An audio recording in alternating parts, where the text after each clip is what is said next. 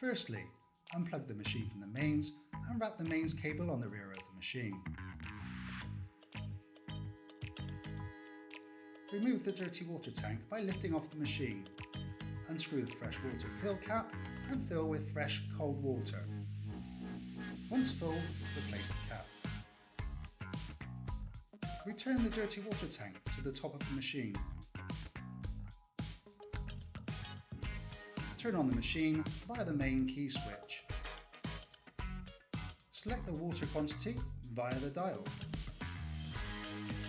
Turn on the pump via the water switch on the control panel and engage Eco mode if required. Lower the suction bar via the foot pedal and engage the yellow trigger on the handle to begin cleaning.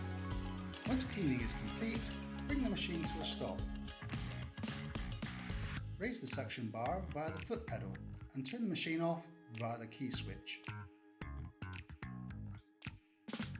Remove the dirty water tank and the dirty water tank lid via the yellow handle. Empty the tank into a drain and clean and rinse the tank out. Empty the freshwater tank by removing the drain hose on the rear of the machine. To remove a brush or pad, tilt the machine backwards onto the handle. Push and twist to remove the pad drive or brush. Replace the pad and clean the brush in sync with the hose. Return the pad or brush to the machine by pushing and twisting.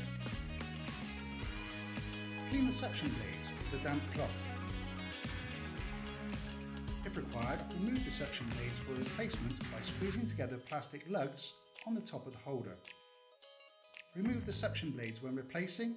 Please make sure to insert all small tabs through the suction blade. Return the new suction blade to the machine by pushing back into the holder, making sure it clips into place.